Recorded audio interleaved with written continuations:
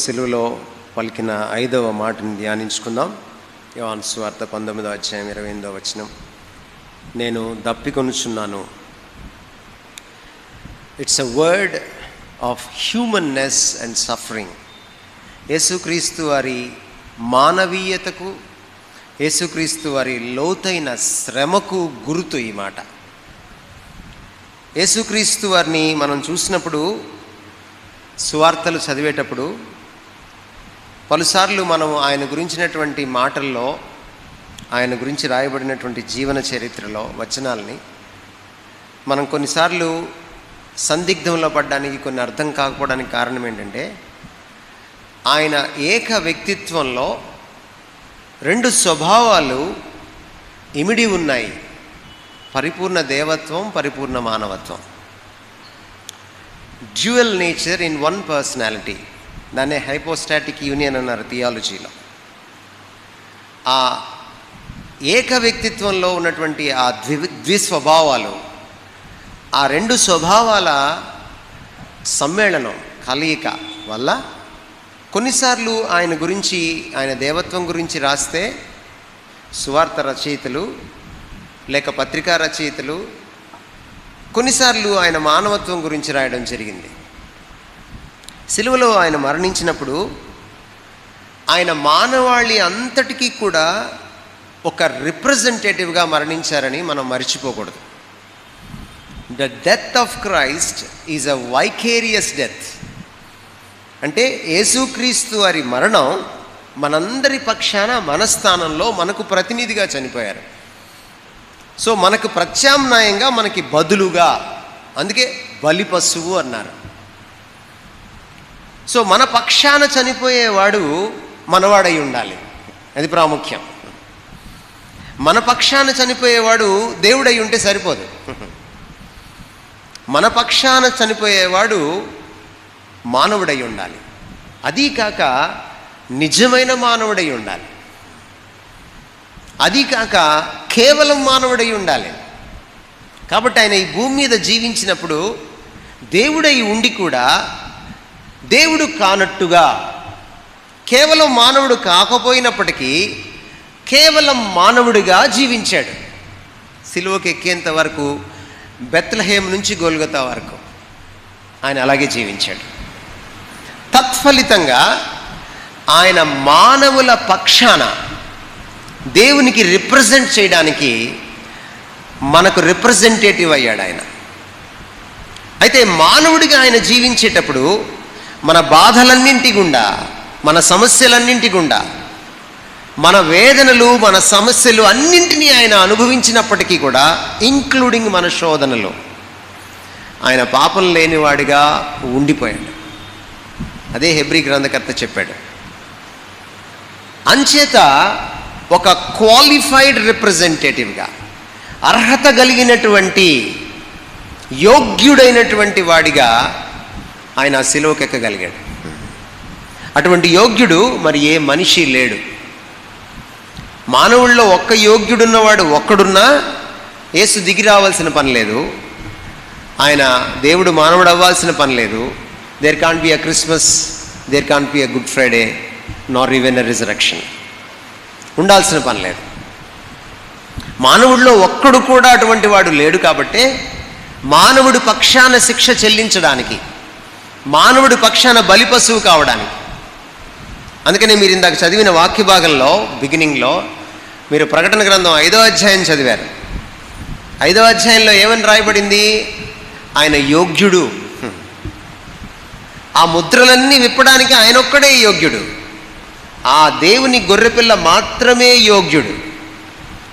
మరొకడు ఆ శిలువ యాగాన్ని చెల్లించడానికి యోగ్యుడు కాడు.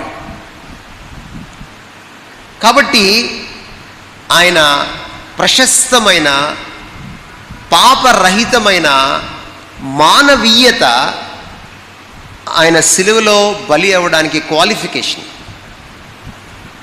ఎప్పుడైతే ఆయన దాహం వేసిందన్నాడో, that talks about the reality of his humanity.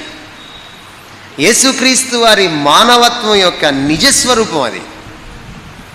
ఆయన ఏదో భగవంతుడి లీలలాగా మన మధ్య వచ్చి ఓ లీలలాగా సిలువ పైన ఎక్కి అంతలోనే అంతర్ధానం అయిపోలేదు. చాలామంది ముస్లింలు నమ్మినట్టు సిలువ మీద నుంచి ఆయన పైకి వెళ్ళిపోయాడు. No no no, his birth was real, his life on earth was real, and his cross was real, and his burial was real, and his resurrection was real, because he is real. అందుకనే నీకు real salvation ఇవ్వగలుగుతాడు. ఆయన పుట్టుక, ఈ భూమి మీద ఆయన జీవితం, సిలువ మీద ఆయన మరణం, ఆయన సమాధి, ఆయన పునరుద్ధానం వాస్తవం, నిజం. ఎందుకంటే ఆయనే ఒక వాస్తవం. అందుకనే నీకు వాస్తవికమైన మోక్షాన్ని ఆయన ప్రసాదించగలడు. ఆ వాస్తవికతకు, ఆ మానవీయ వాస్తవికతకు ఇది చిహ్నం.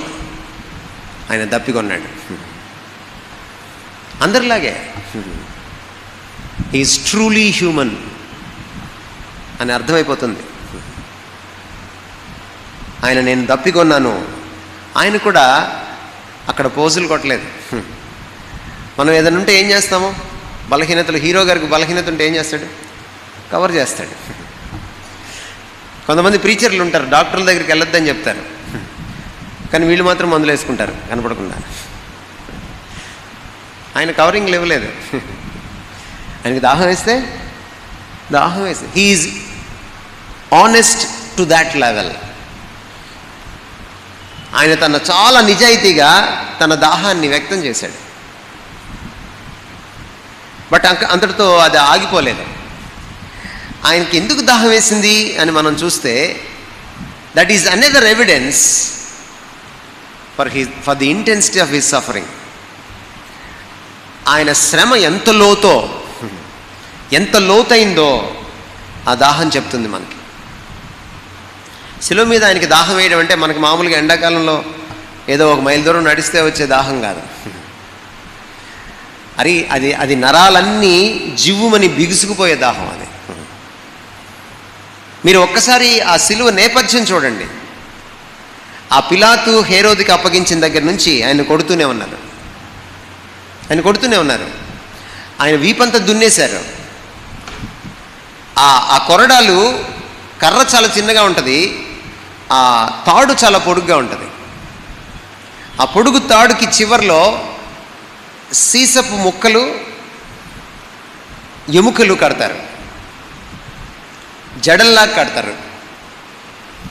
ఆ జడలేసి చివరిలో జడలుగా ఉండి ఆ ఒక్కొక్క జడ అంచుకి ఎముకలు, విరిగిన ఎముకలు, సీసపు ముక్కలు కడతారు. ఆ కొట్టే విధానం కూడా చాలా డిఫరెంట్గా ఉంటుంది. ఒక గుంజకి వ్యక్తిని అవతల పక్కన నిలబెట్టి ఆ గుంజని ఇట్లా పట్టుకోవాలి. పట్టుకుంటే ఈ వీపుకి వెనక్కి నిలబడకుండా ఆ కొట్టేవాడు ఈయన ఎదురుగా నిలబడతాడు. ఈయన ఎదురుగా నిలబడి ఇక్కడ నుంచి ఇలా ఇసిరితే అది వచ్చి ఆయన వీపు చుట్టుకుపోతుంది. ఆ కర్రకున్న ఆ పొడుగాటి ఆ పేనినటువంటి తాడు అలా చుట్టుకున్న తర్వాత ఇలా వేసి లాగుతాడు. అది చీల్చుకొని వచ్చేస్తుంది మాంసాన్ని, చర్మాన్ని.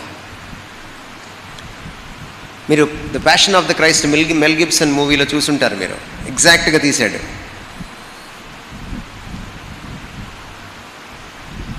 ఇదంతా అయిపోయిన తర్వాత ఒకసారి అవతలకు వెళ్ళి ఆయన వీపుని చూస్తే ఎలా ఉంటుందంటే, ఒక పొలాన్ని ట్రాక్టర్ దున్నినట్టుంటుంది. రక్తంలో 60% నీరు ఉంటుంది. నీరంతా పోతుంది, రక్తం పోతే నీరు కూడా పోతుంది. ఎండాకాలంలో చెమటలు పట్టేస్తే మనం ఏం చేస్తాం, ఎక్కువ తాగుతాం. మరి అక్కడి నుంచి ఆయన వచ్చి సిలువ మోసుకుని, మనం కేవలం ఆ సిలువ దగ్గర నుంచి 3 గంటలే మనం చూస్తున్నాం, కానీ ఆ ముందటి నుంచి స్టార్ట్ అయినటువంటి పరిస్థితి, అంతకంటే ముందు మానసికమైన క్షోభ, చెమట రక్తం అయిపోవడం. ప్రార్థన చేస్తుంటే చెమట కారిపోతుంది, ఆ చెమటలోంచి రక్త బిందువులు కారుతున్నాయి. హెమటోహైడ్రాసిస్ అంటాం దాన్ని. సైకోసోమాటిక్ డిజార్డర్ అది. అంటే మానసికమైన ఒత్తిడికి కలిగేటువంటి శారీరకమైనటువంటి మార్పులు. మనం బాగా ఆలోచిస్తే మనకి ఎసిడిటీ వస్తుంది. ఎసిడిటీ శారీరకమైంది, మానసిక ఒత్తిడి అది మనసుకు సంబంధించింది. సైకోసోమాటిక్ డిజార్డర్ అంటాం. కొంతమందికి బీపీ వస్తుంది. ఇది అలాంటిదన్నమాట. అప్పటికే సగం అయిపోయాడు ఆయన. ఒక చిన్న గుండు సూదిని కూడా మోయలేనటువంటి పరిస్థితి గెత్సెమనీలో ఆయన పొందిన అనుభవం. దూత ఆయన కనపడి ఆయన్ను బలపరిచినని రాయబడింది లోకాసు వార్త 22వ అధ్యాయంలో. ఆ తర్వాత మళ్ళీ ఆయన్ని ఇలా హింసించారు, మళ్ళీ కొట్టుకుంటూ తీసుకువెళ్ళారు. ఇప్పుడు సిలువకి ఎక్కిన తర్వాత ఆయన దగ్గర ఫ్లూయిడ్స్ ఎంత ఉంటాయి అనేది ప్రశ్న. ఇదంతా జరిగిన తర్వాత ఆయన శరీరంలో ఫ్లూయిడ్స్ ఎంత ఉంటాయి? ఆల్మోస్ట్ నిల్. అలాంటి పరిస్థితుల్లో ఆయనకు దాహం వేసింది. చాలా సహజం అది. అంటే సిలువ మీద ఆయన శ్రమానుభవము ఎంత లోతైందో మనకి గుర్తు చేసేది ఆ దప్పిక. అది నీకు నాకు వేసే దప్పిక కాదు. అది మన పాపం వల్ల వచ్చిన మీద పడిన శిక్ష వల్ల, ఆ శిక్ష యొక్క లోతు వల్ల కలిగిన దప్పిక అది. ఇక్కడ మనం చిన్న ప్రశ్న వేసుకోవాల్సింది ఏమిటంటే, నీకోసం నా కోసం అంత దప్పికకు గురైనటువంటి ఆయన నీ ప్రేమించే విషయంలో నీకెంత దప్పిక ఉంది అనేది. ఇక్కడ కూర్చున్న వారిలో ఎంతమందికి దేవుడి పైన దప్పిక? ఎంతమంది యంగ్స్టర్స్ సెల్ ఫోన్ల కంటే, ఫేస్బుక్ల కంటే, వాట్సాప్ల కంటే తమ ప్రభువుని ఎక్కువ ప్రేమిస్తారు, ప్రయారిటీ ఇస్తారు, ఎక్కువ దేంతో స్పెండ్ చేస్తారు? దప్పిక. చాలామందికి వాట్సాప్ అంటే దప్పిక. అందులో ఒక సెల్ఫీ పిక్చర్ పెట్టుకోవాలి ఫేస్బుక్లో అంటే దప్పిక. అది ఆరాటం అన్నమాట. అది చూసేదాకా అది పోదన్నమాట. చాలామందికి ధనం అంటే దప్పిక. దేవుడి పట్ల దాహార్తి ఉందా మనకి? నీ మీద ఎంత ప్రేమ, ఎంత దాహం ఆయనకి లేకపోతే ఇంత స్థాయికి ఆయన వెళ్ళి శిక్షణ అనుభవిస్తాడు. Just imagine. యేసుక్రీస్తు వారి ఆ దాహాన్ని చూసినప్పుడు మరొక విషయం కూడా మనకు అర్థమవుతుంది. వెంటనే ఆయనకి ఒక స్పాంజ్కి అంటే దాన్ని చేదు చిరకలో ముంచి తీసుకెళ్ళి ఆయన నోటి దగ్గర పెట్టారు. నిజానికి ఆయనకు కావాల్సింది వాటర్, ప్యూర్ వాటర్, తాగునీరు, స్వచ్ఛమైన తాగునీరు కావాలి. దొరకలేదు ఆయనకి అది. ఆయనకేం దొరికింది? చేదు చిరక దొరికింది.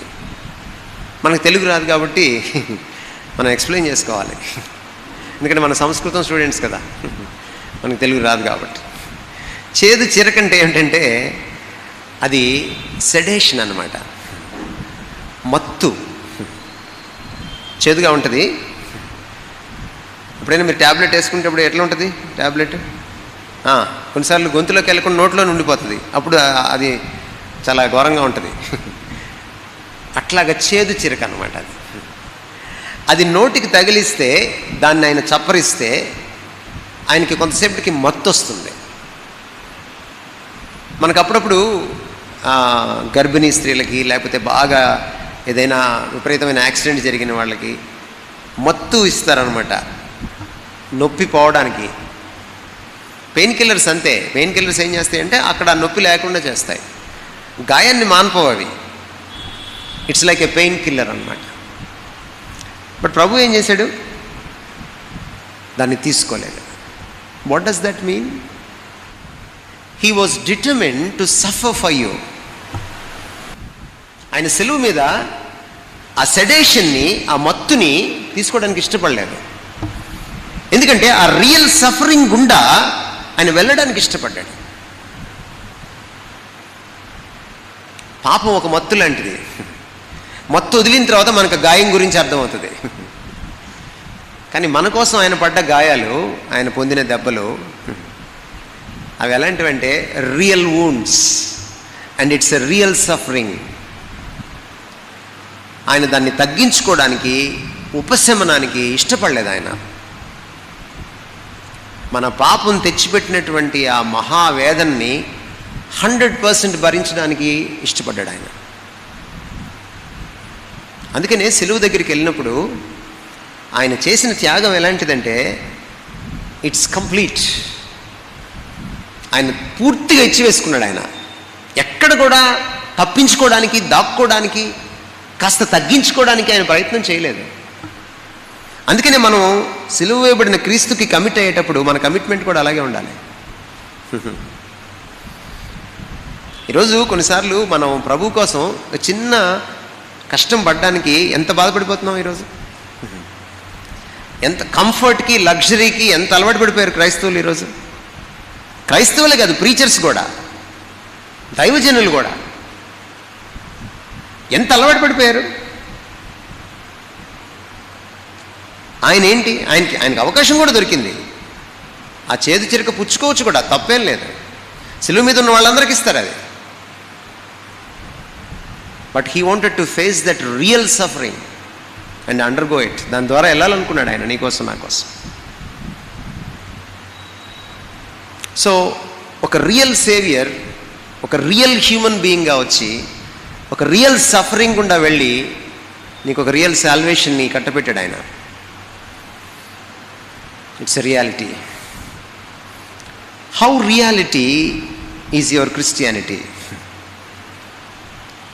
దాంట్లో అసలీతనం ఎంత, దాంట్లో జెన్యునిటీ ఎంత మన క్రైస్తవంలో? అవకాశం దొరికితే తప్పించుకునేటువంటి కమిట్మెంట్ మంది, లేకపోతే ప్రభుకి పూర్తిగా ఇచ్చివేసుకునే కమిట్మెంటా? If you are not committed to the Christ crucified, then you are not a Christian. సిలువ వేయబడిన క్రీస్తుకి సమర్పించుకోలేదంటే తమరు క్రైస్తవులే కాదు. That's a question. నా స్థాయికి దిగి నాలా మారిపోయి ఏదో ఒక లీలగా కాకుండా రియల్గా ఆయన దీనంతటి గుండా వెళ్ళడానికి కారణం నన్ను రియల్గా మళ్ళీ తన స్వరూపంలోకి మార్చుకోవడానికి, రియల్గా నన్ను పరిశుద్ధుడిగా చేయడానికి, నిన్ను పరిశుద్ధుడిగా చేయడానికి. A sense of gratitude. ఎక్కడో కృతజ్ఞత భావం పొడసూపుతుంది గుండెల్లో.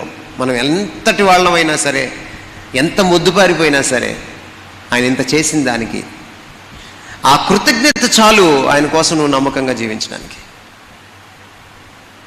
దేవుడు మనకి పాఠాలు నేర్పిస్తే మనం నేర్చుకుందాం. దేవుడి వాక్యాన్ని దీవించును గాక.